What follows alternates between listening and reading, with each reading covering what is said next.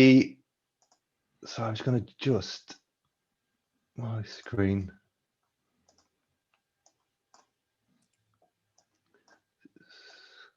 Right, sorry about that.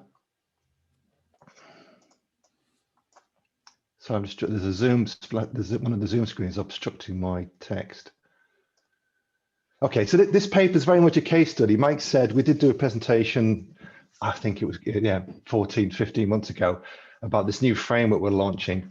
So this presentation is very much a case study of how we went about developing and implementing network rail system integration for delivery framework, which is launched in 2019.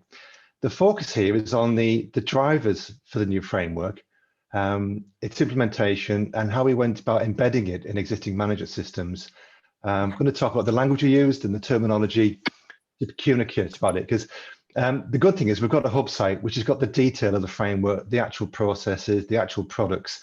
So as systems engineers, you can access that and have a look at that. It's publicly available. I think what's useful to share is how we communicated it and launched it, and some of the observations and anecdotes we've got in terms of getting this embedded in and people using it. So this takes us as far as the first full launch, and we're just coming to the back end of the first application of pilots of using it. And hopefully I'll come back sometime later with some more presentations about what happened and what we think about the benefits being realized and some of the metrics we've tried to launch to measure the effectiveness. For those who don't know, Network Rail owns, operates and develops Britain's railway infrastructure. That's like something like 20,000 miles of track, 30,000 bridges, tunnels and viaducts, and thousands of signals, level crossings and stations. Before the pandemic, it was one of the most congested railway networks in Europe, with almost 5 million passenger journeys per day and 600 freight trains running on the network every day. We still have a pipeline of hundreds of projects every year to enhance and renew the national rail network infrastructure, and this forms a portfolio measured in billions of pounds a year, ranging from simple platform extensions to large-scale region-wide upgrades. And I'll try to give you a view on the post-pandemic later on as part of the chat. So in terms of drivers for change, the good thing is that Network Rail identified some explicit enterprise level risks, which can only be mitigated through system engineering generally, and more specifically through the activity when we're making changes to the railway network infrastructure. Risk mitigation requirements, which the system integration delivery framework was tasked with supporting and helping, were to operate an effective systems engineering approach leading to the ability to deliver the client's outcomes robustly. And we have a whole heap of, assist people, emerging properties of operations, assurance, reliability, availability, all those things that come from an integrated railway when we made a change. And there were some lower level risks which underpinned the enterprise level risk, which are specific to projects, to do with having the vision,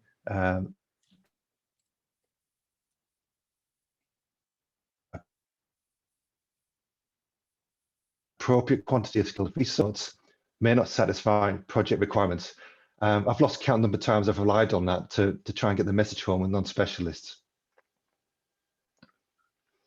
In the UK, there's been a series of internal and external reviews of Network Rail and the wider UK infrastructure sector practices, calling for a greater focus on system integration generally, starting with what was called the McNulty Report in 2011, which called for focus on whole system approaches and integration of different elements of project design.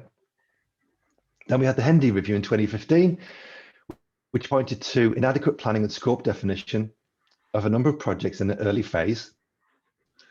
Some large projects should have been made on a holistic basis rather than piecemeal.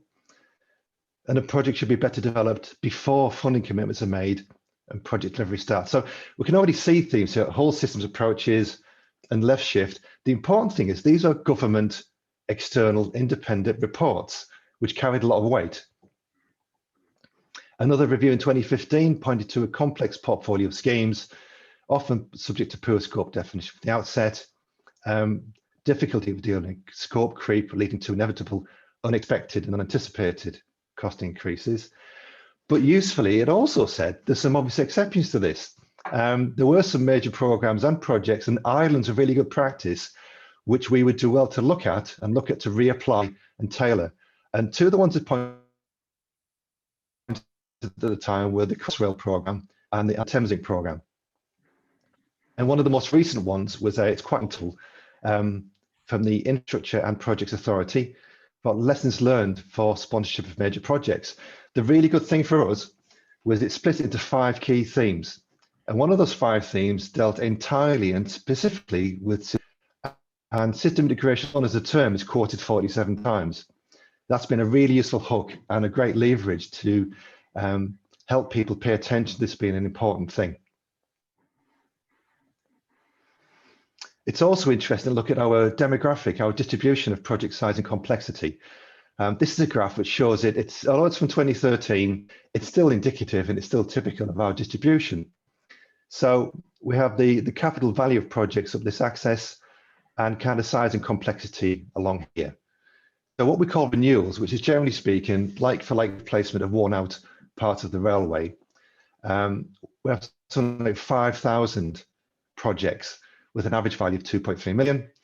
The other extreme, things like Thameslink, we had 6 major programs, averaging about $1 billion program. And then in between, 50 projects called enhancement projects, which are main projects, average value of 80 million. And the key observation I want to draw attention to here is the opportunity to enable projects of low or medium size and complexity to take advantage of some system integration activity, and I mean some, but in a very carefully scaled and tailored way. I think for those of us who worked in major programs, it's usually the case they're lucky enough to have a well-embedded specialist team. It's fairly obvious it's a big complex thing to deal with, whereas down here, there's a massive opportunity to leverage benefit, but it's not always clear exactly how to do that. We're a regulated public-facing industry, safety critical, which means managing changes to the railway infrastructure is a tightly controlled process whether it's through governance mechanisms, legislation, standards, business processes, external regulation and external authorization of development funding, and each step we make to implement and make changes.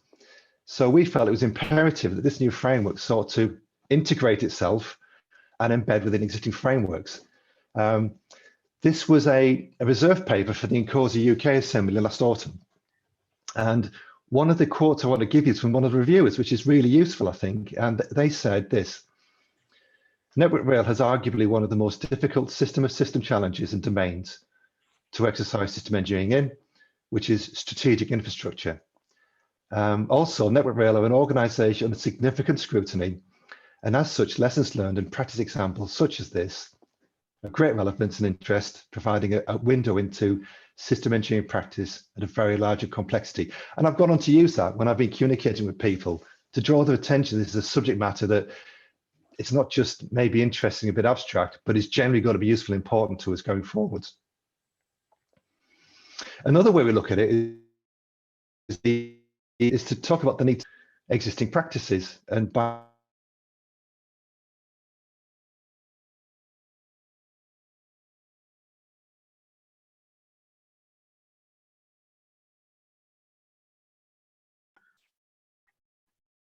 Hey, Derek, you froze a bit there. things and names of things that we do in the UK rail. Hey, Derek, you're dropping out a fair bit. Please don't worry about all the 3 letter things we already do. That if one takes, I'll shut my camera off. Yeah, thank you. Yeah, thanks.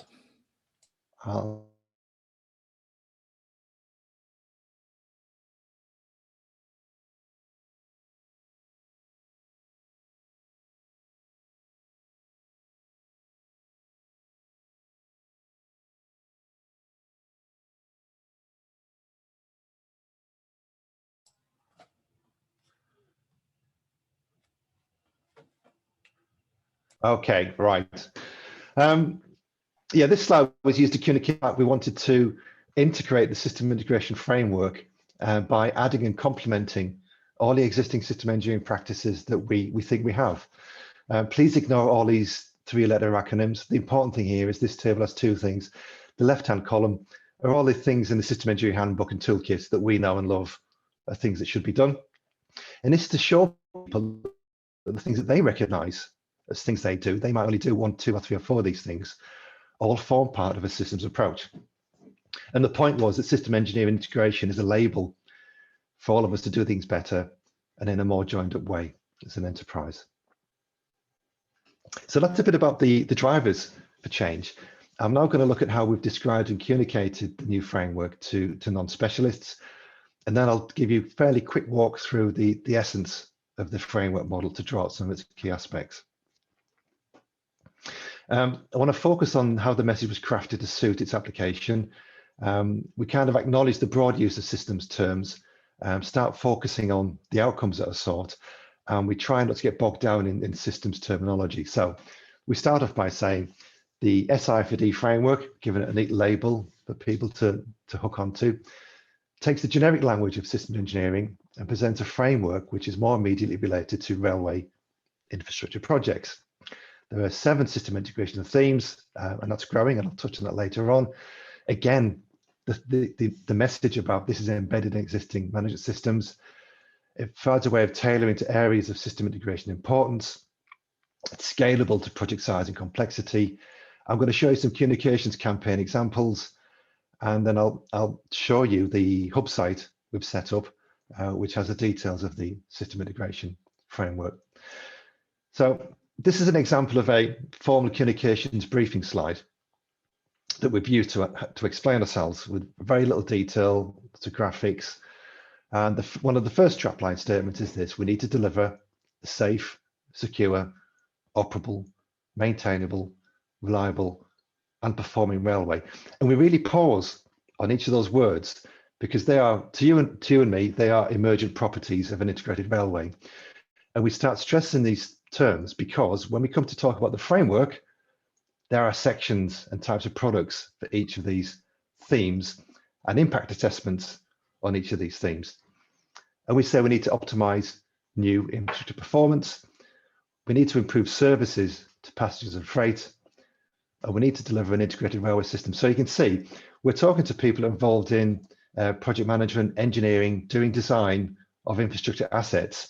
And the language is all about the outcomes. It's all about the final property of the railway, which is to get people and products from A to B across the country. And this slide is where we introduce the dreaded term system integration without getting bogged down in systems terminology.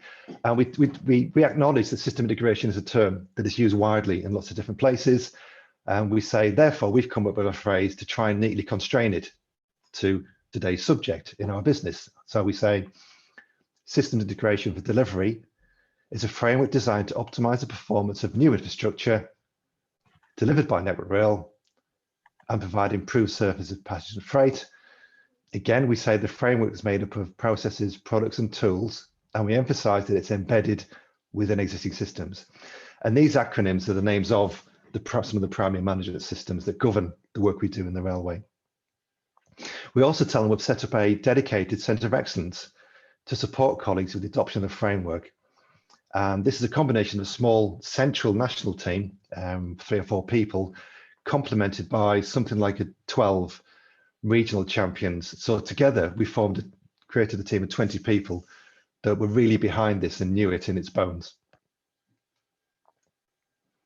How does it work? So rather than talk about the theory of complex systems and emergent properties, we talk about themes. And we say that system integration facilitates a more cohesive approach to the delivery of capital projects. We've worked quite hard to come up with a simple statement to describe each of these properties or themes. So for system safety, we say this is about making sure people aren't hurt as a result of the changes we make to the railway. And we have terms for maintenance readiness, ops readiness, security, reliability, make it to avoid confusion and start drilling down to what we're talking about. Making sure that the changes we make to the railway deliver the expected reliability of the new infrastructure and wider railway. And for railway performance, making sure projects maintain or where required improve the overall performance of the railway through the train services, timetables and quality of service. And then we tell them about the properties of the framework, of the sales pitch of what we think it's going to do with them. We think it's a consistent, clear and simple framework.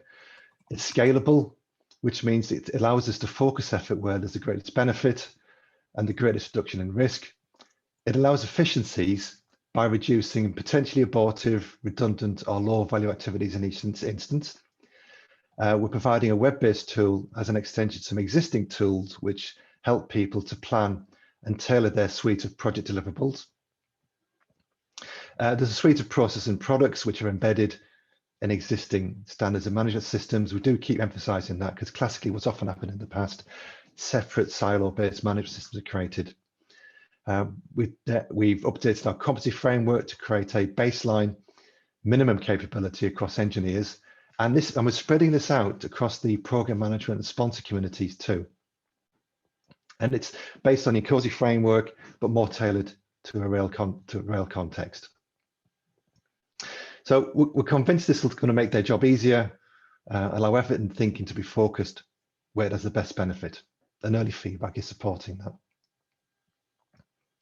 So I'm now going to give you a fairly brief walk through the basics of the framework, and I'm going to do that not in its detail because we can give you access to the detail, to how we've used these themes to describe and get engagement with the users of the framework, to show that it's embedded and not a standalone management system, and how we achieve the scalability and tailoring. And I'll do it in two ways. I'm going to kind of take a model approach to describing the framework. And then I'm going to use a communications video we had developed specially to describe to non-specialists, which I actually think does a really good job.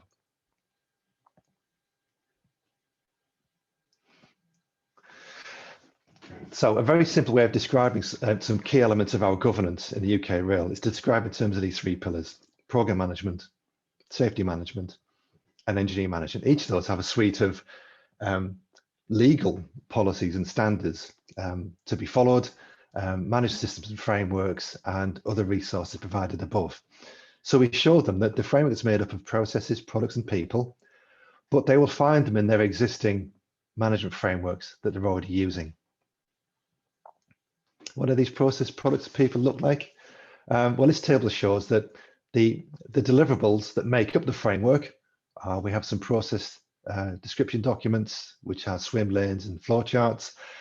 We have product descriptions, which just for each deliverable we ask for, describe it in terms of its inputs, outputs, the actors involved, the roles and responsibilities of the people involved, and the competencies of the people expected to do this, along with them templates and guidance. The competence framework, many of you already know, this is based originally on the INCOSE UK competence framework since 2014, and it's been updated against its third iteration.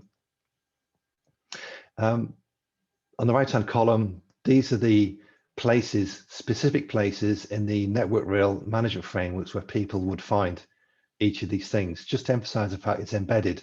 They don't need to go looking for the system integration thing. It will come to them in effect.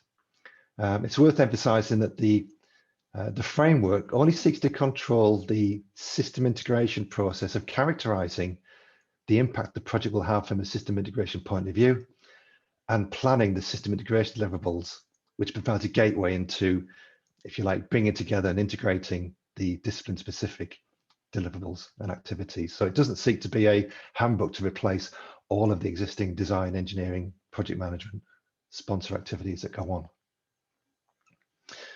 So I'm now going to take you through a look at the framework from the point of view as a life cycle process.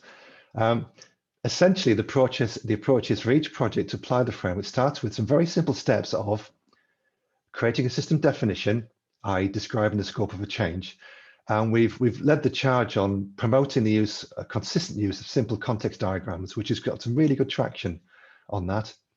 They then perform what we call a triage, i.e. it's a characterization step, to ask simple, plain language questions to characterize the system integration impact of the project, resulting in a path 1, 2, or 3. So path 1 is it's a new or novel complex project. Path 2, it's a conventional project. Path 3, it's a project which makes no impact with respect to the system integration theme. And it's done for each of those 6, 7 themes. The triage outcome then sets the extent of project activities and deliverables required to address each theme according to its impact. So the sequence of theme, plan, theme, report, and is structured to enable the scalability of projects of all sizes, to form an overarching assurance case which progressively drives and collects evidence from the project to achieve the expected impact. I'm going to walk through the sequence in a little bit more detail now. So this is the same sequence, just in more detail, to show you that ultimately there's a potential library of plan and report for each of the themes, depending on the path selected. So if it's path 3, i.e. the project makes no impact with respect to the system integration theme, this means all the team need to do is to document and justify their original decision, with no further work being required. Projects that would typically fall into path 3 would be redecorating station facilities, or maybe the construction of a new car park near a railway station. Path 2, it's a conventional project with respect to this theme. That means in following path 2, the project is required to produce a subset of deliverables, which include verification, validation evidence to document that the project has complied with all the normal applicable standards for that theme. Projects that are typically classified would include maybe a like-for-like renewal of rail or a platform extension works. And then the most extremes are path 1. And in following path 1, the project is required to produce a number of deliverables specific to each theme, and these would typically be a major or multidisciplinary enhancement, such as a major track and signalling layout change at a major station, or installation of overhead line electrification to provide an electrified railway to a route for the very first time. Now, one of the points of doing this is to provide some discrimination and some fine tuning, because the impact against each theme will be different in many cases. So it's an example of, there's a mixed bag. Some are path 1, some are path 2. So for the path 1s, there's an explicit plan deliverable report chain. For the path 2, don't apply quite so much effort and attention, but it still gets wrapped up in an overarching plan and report. And now we are back to the original model diagram. So what I'm going to do is spend some time talking about why and how we implemented and communicated and supported the framework.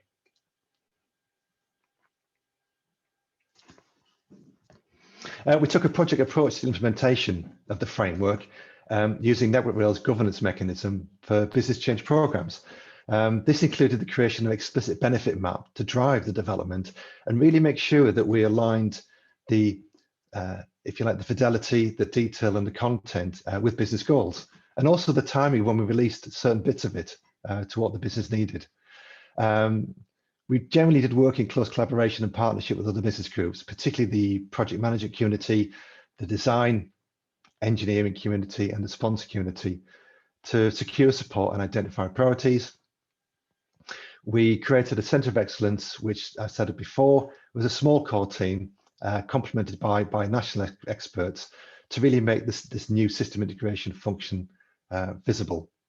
And it was managed as a project with an explicit dedicated project manager using agile methodologies. And these are split up into work streams to create and embed the system integration products themselves, to develop the system integration capability through refinement and communication of the competency framework and routes to achieving competencies, along with training material, a Network Rail system engineering handbook, and a forward program of further training material to be developed. Work on KPIs and metrics. The first phase of the KPIs and metrics were on measuring the speed and volume of take-up of the framework itself. The second set we're working on are to find the right set of measures to measure the benefits and how we have an impact that we said we would. And there's also a thing called SI Gauge that's launched, which is about measuring the, I guess, the system integration maturity of project delivery organizations. And then the last, but by no means least significant one, was a significant work stream on developing a comms strategy, material, a whole planned campaign of comms. We also made extensive reuse and worked very closely with suppliers, quite explicitly through supplier forum, to review, develop, and even write some of our content, which really sort of helped engagement and buy-in to the material that got launched. So the communications campaign. We use specialist professional communication support to really focus our material on reaching the desired outcomes with a suite of material aligned to each type of event and audience. The material included a consistent graphic theme, slideshows, one-page explainers, similar in style to the INCOSE UKZ guides, I think, animated videos, including senior leader video messages of support.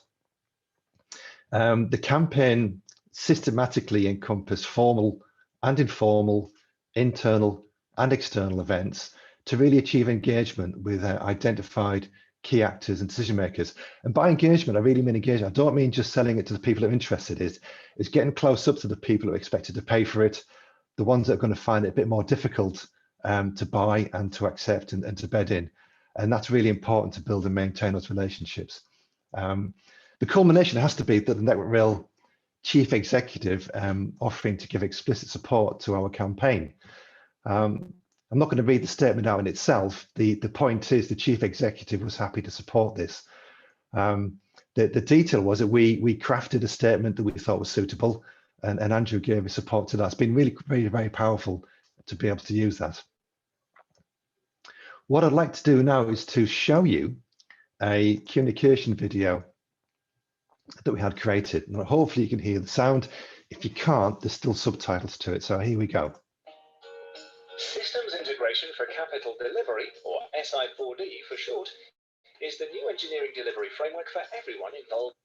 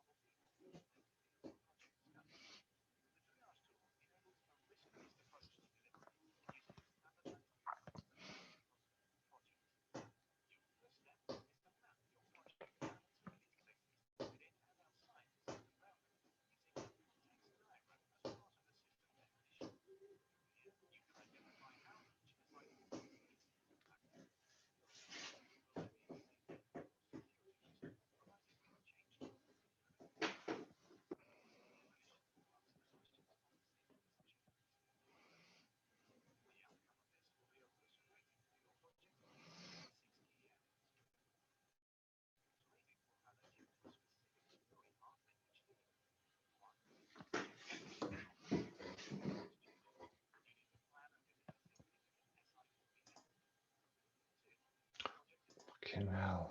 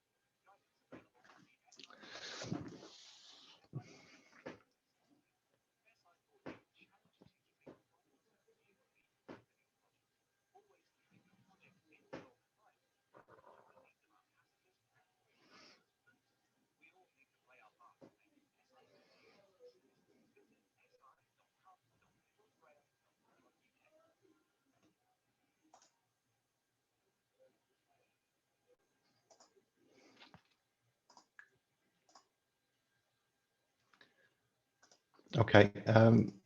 Right. Can I just do a quick sound check to make sure people still hear me? Yep, sound good, Yeah. Derek. That's a relief. I got worried. Apologies. I think I masked bits of the video by accident there, so apologies for that. Well, we were able to read the subtitles, like you said. That's Okay, good. Yeah. Okay, so this is the website, the hub site we were talking about. It's accessible by any of our suppliers. It's not a totally open public domain website, but if anybody wants access, just ask to access, and if we recognize you, you will get access to it. It's not restricted information. So there's a suite of information here for anybody to use. There's a home page, and you'll see there's a page for each of the themes. So in each of the themes, the triage process is explained. There's relevant material in terms of the specific set of theme-based product definitions and process diagrams, and also handy links to other things just to try and make it easier for people to use. And there's a general how can we help page, which has a whole heap of the briefing material. So what we're doing is we're kind of continuously and gradually, incrementally building more content into it, which has been really useful because it means we've been able to launch it at a much earlier point than we might have done in the old days, if you like, before, without having a totally complete set. And that's been really successful because it's also helped engagement because people feel more involved if they see content coming in and changing as a result of some of the conversations we have. Looking back, interestingly, we've checked back and we think the proportion of effort expended on launching the framework is divided equally between producing all the material itself, which to an engineer might be the biggest job to do, the project management, coordination and stakeholder engagement, and the comms campaign itself. We think it's pretty much a three-way split, which is, I think, is a really useful thing to share to others contemplating doing this sort of thing. We think the primary success factors were that the focus we're able to maintain on listening and understanding and aligning to declared business benefits, keeping close engagement with all of the key actors involved in delivering projects. So not just the supports and champions, but the ones that had genuine reasons to be worried about it or slightly reluctant. And that really pays dividends in the long run, staying with those people. Communicating in terms of the audience and having a small group of seasoned system engineers who to steer the program and keep our customers engaged. The Agile worked well for this kind of hectic sometimes process of getting material out and lots of iteration and stakeholder management. We're in kind of business as usual transition now, so it's really important for us to keep the feedback coming, learn from that, and respond to it by changing and amending the material. Another thing that's worked well is we've focused on using a generic project delivery model that Network Rail use. So much of our material is not specific to how we were organized 18 months ago. That has been really valuable because we've been through a few organization changes, and there's probably more to come after the pandemic. I think that, coupled with the focus on outcomes and the scalability, is proven to be really valuable in the acceptance and the desire to continue to use this framework as things change. We've already had some extensions. We've included a thing called the interoperability regulations, which is a really important system-wide governance activity in the UK, but it's demonstrated the ability of the framework to adopt and bring in other system-wide themes into it. And we're in active conversation with the environment and sustainability function Network Rail, who want to use the framework to drive home the campaign for decarbonising and achieving net zero. Looking forward, we're right in the middle of testing out how easily this scales up to major programs. I mean, to the likes of us, that's applying this to in a more of a systems of systems environment than a classic station project, signaling track layout project. Thinking about the post-pandemic world, the UK government has established a new infrastructure delivery task force led to an initiative called Project Speed, which is all about making it easy to deliver projects more strategically and more efficiently, using this political strapline of build back better. And in partly response to that, Network Rail have quite rapidly evolved their project management framework, and it's proving really fairly easy for us to include a system integration framework in that. As I mentioned before, sorry, we've got some KPIs in place, but they're more about the successful take-up, so volume of people, volume of projects, website hits. Some interesting work we're looking to pursue now is about which of the various KPIs we know we can use, can we actually use in practice that will tell us something about are we having the impact on project take-up and performance that we're looking to have. And I'm hoping to come back to the community and share that at some point. And that's the end of the presentation. Thank you for your time. We look forward to any questions or discussion that will come from this. So thanks, Mike. Okay, let's give Derek a round of applause. Very good. I think there's probably plenty of questions. I think the biggest one that I saw a few on is, how do you get, when you get on the website and you access and you're new, does that do it for you, or do you need to do something to get access? There's a bit of governance on it. It'll come to me or one of the people in our wider system engineering community to give a response to. I think there's 2 or 3 of us will get the automated response through to us. So it's not an automatic access. There is a protocol behind it because it is a network rail site. We just need to manage it a bit more than totally other thing. We have been discussing, I think there was a discussion with RIA at one point at using the facilities of RIA to present a much more easily publicly accessible portal to it. Yeah, we need to probably have another chat about that, Derek, don't we? Yeah. We should, yeah. But the principle is the information is open information. Yeah, we do want to share this and hear from people about it as well. Yeah, cool. Yeah, well, I'll drop you a line, Derek. We'll have a chat about that if you like. Thanks, Carl. Thank you. Well, please, anybody, feel free to ask Derek some questions. We have about 20 minutes. May I ask a question? Bruce Elliott speaking. Hello, Bruce. I recognise some of the ideas in this as being ideas that London Underground, Transport for London, we'd say now, used, but developed and considerably better. Can you say anything about? I mean, it's worth telling those. It's worth explaining to the people on the call that although London Underground is geographically tiny compared with Network Rail, in a non-COVID world, it carries approximately the same number of passengers every day. But yes, the relationship between Network Rail and London Underground. Thank you for that, Bruce. That's a really good prompt. I kind of skipped over that. We have had a massive feed from the experience of London Underground in 2 ways, really. One is the immediate and automatic permission to reuse their material in terms of both the handbook, training material. We have used kind of explicitly and tailored and reframed for Network Rail speak, and that's been a real boom. The other one is that my boss at the time, Ivan Lucic, was behind a assurance framework which used this kind of theme approach that proved really successful. So when he came up to Network Rail, we used that as a starting point and reframed that into that. So that's a really good point, Bruce. And I guess also it means there's a community of people that are used to looking at things in this way that are also involved on the Network Rail projects. So that's been a really big advantage from a UK rail industry point of view, Bruce. Yeah, thanks for prompting that. And Derek, you have a question from Stephen Bull on the chat. Were you able to see that? Oh, hang on. Yeah. I'll do that. Yeah, I'm just Stevens. Yeah, I'm just reading it now. This one project has decided the path it should follow.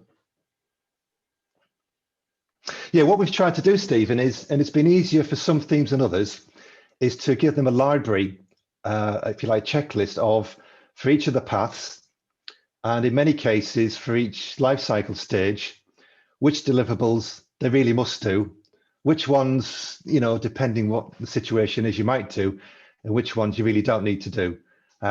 So in principle, each set should have that completed, and I think it's kind of 80% totally there. Hope that answers your question. And you had one from Joe Muscat. Joe, below that. does SI4D set out the roles and responsibilities? Yes, what it's done is, because it's based on the existing project governance framework called GRIP, there are three primary actors that we have. One is the project manager, the sponsor, and a thing called a designated project engineer.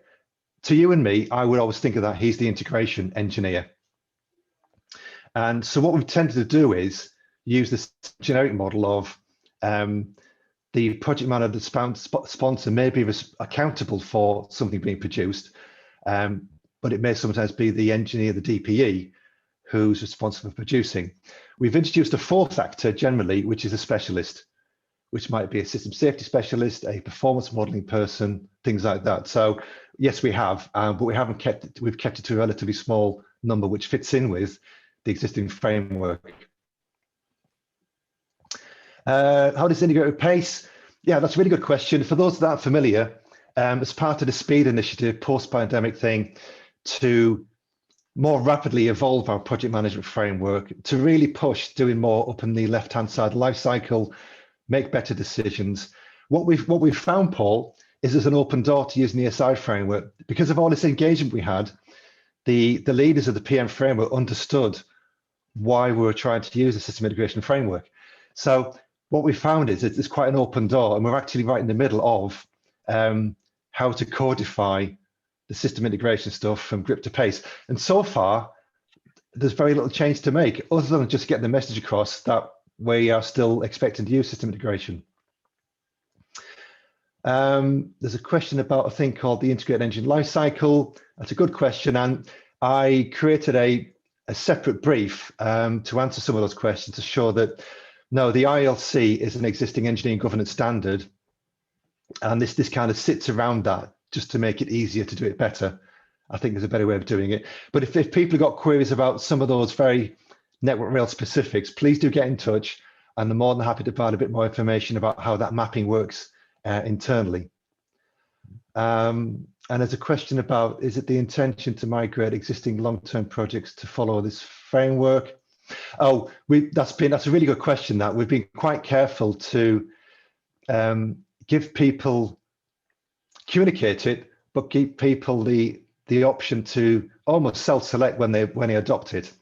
And the way that's worked is that as it's a large organization, so we find champions of people are keen to do it and support them directly. Each region selected 6 formal pilot projects to start doing it on, to learn and understand why they should be doing it. And because it's a voluntary framework, in order to help produce all the mandatory products, we are relying on it being a good thing to do. And so far, we're getting good traction on that. So we're giving advice, and it's the regional management organizations are choosing to mandate that, if you like.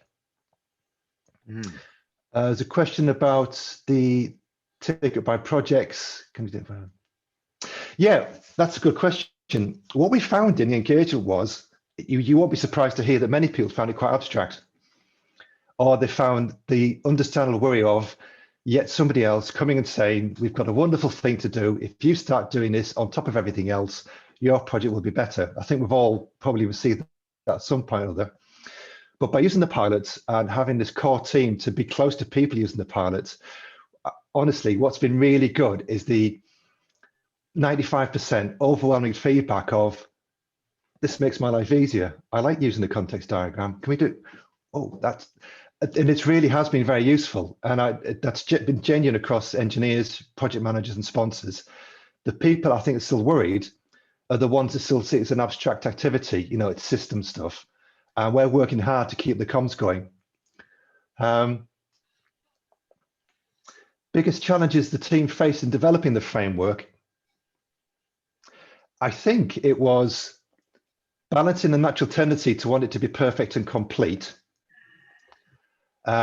with doing something that's good enough to get going and get traction. For me personally, was adopting a mindset of it's okay to be disruptive. I think for the last 15 years, despite what people might think, I've always tried to introduce things naturally and organically and stay with that. Takes a long time. this has been really useful and a welcome opportunity to be a bit more disruptive in a positive way. Yes, anybody's welcome to get in touch outside of this. This is one of the reasons why we're sharing, not just for the benefit of the UK rail industry, but for the whole industry globally. Okay, any other questions? I think I have one for you, Derek. Because the Institute of Civil Engineers have also caused a systems approach to infrastructure delivery type of document that talks about this kind of thing, a review of how systems thinking can be used to improve the delivery of complex infrastructure projects. I think that got sent to us just recently. Yes. I'm going to try to get a speaker on this, but is there any connection or anything that's related between the two that you're aware of? I think that's a fantastic report, and because it's the civil engineering sector that's produced it, anything they say is going to carry a lot of weight when compared to, say, the systems sector saying things and expecting others to do it. The alignment's been kind of organic because we've kind of coordinated, communicated with people that it now turns out were involved in that, but there's been no formal connection between the two. I think it's probably a happy convergence because the drivers are all the same. The UK government has woken up to this, whether it's the various regulatory authority and bodies and the activities of INCOSE have certainly raised the profile of that. No, I think it's a happy coincidence more than a deliberately, well, I think yours came out first. Sorry? I think yours came out first. Okay, anybody else have any questions? Am I allowed to make an observation? Mike, Bruce Elliott speaking. Yeah. And you will have seen at many sort of INCOSE talks the observation that whenever you're building a system, you have to create. You've got your technical system, but you have to create a delivery system, a program plus all the other bits that you need. And what I think is really important about Derek's talk and a highlight for people, and what I'm really pleased to see is that shift from the technical system to focusing on the project delivery system and on the people involved and helping the people do their jobs better. I hope you feel that's a fair reflection of what you just said. Derek, do please say if you don't. No, I think it is, Bruce. Yes. I think that's great. That's just great. Bruce, it's Anne O'Neill. I wonder if I could piggyback on that thought. Derek, I think this was also a great example of where, as the industry is maturing, we're starting to recognize all the focus can't just be on projects and project delivery, but on the enterprise, on the organizational context around it. You know, how supportive is that environment? How prepared and informed are the decision makers and the leadership? And to that end, I had a question. I wondered if you could talk about any deliberate strategies you guys had around cultivating that knowledge among senior leadership or cultivating key executive sponsors and other influential, program managers. I think it's a good question, that, and it's not necessarily easy to answer, but I'll have a go. When I look back at the last 2 years, I think, honestly, what we had a small number of people who were generally well connected in this network of systems professionals, also well connected with project management and sponsors. But with the likes of my director at the time, Ivan Lucic, and his engineering director, Helen Samuels, they were able to project, engage at that level. And we've always said this for years, you've got to have senior leader commitment. But we had a vertical network of people at each level that knew why we were doing this, were totally committed to it and willing to defend it Not just because they'd heard somebody say it, they could stand up on their own and have the conversation and mean it and turn into the terms of their peers.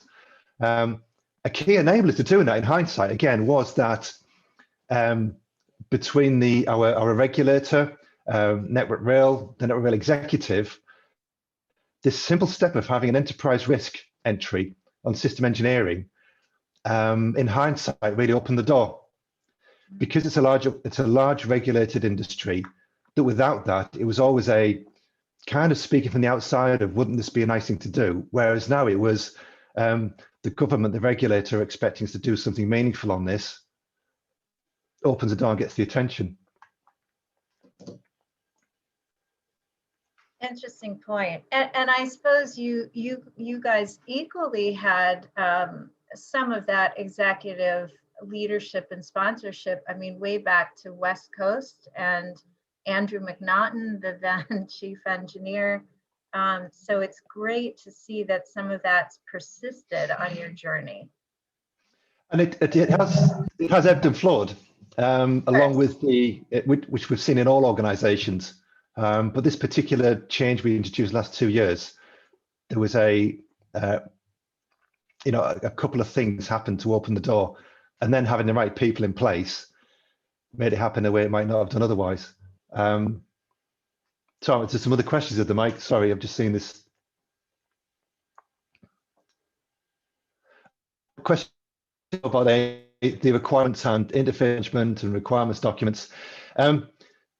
This doesn't replace any of those things, and it's a wraparound. It's probably better if I'm quite happy to give you an offline conversation on that to show that this is much more about project managers and sponsors working with engineering to frame the project in the right way in the first place.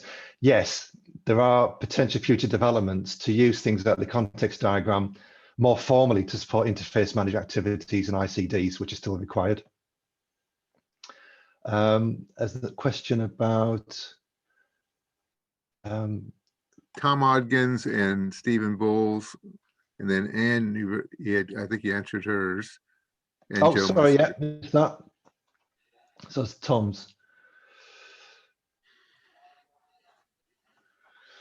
Yeah, Tom, the question about the themes, yes, maybe I didn't make it clear. One of the things this framework provides, it's like, you can imagine like a graphic equalizer. It allows the project to fine tune the different level of commitment needed on each of those themes. So there might be a project that's performance critical, but in other respects is fairly trivial.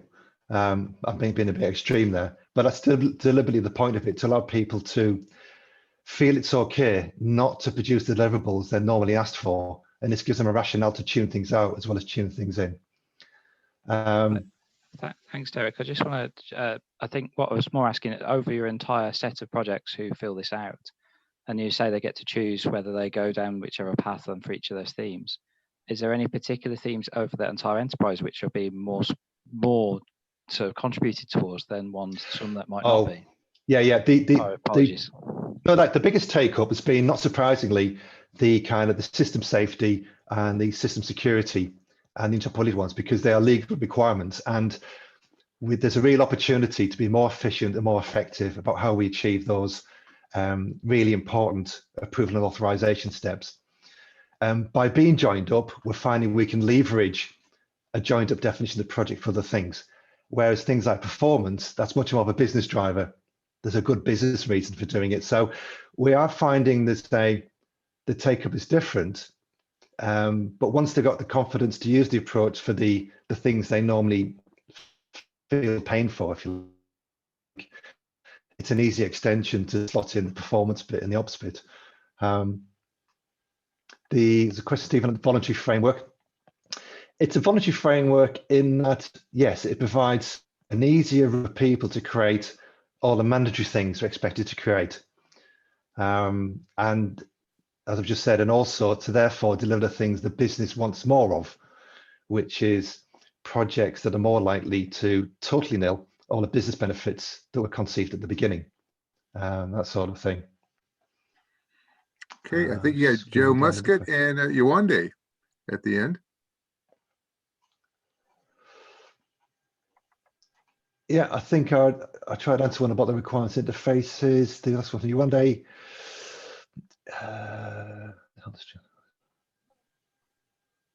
Oh, right. If there's a question about the complexity of the standards regime. Is that all right? Oh, Yewande, you there?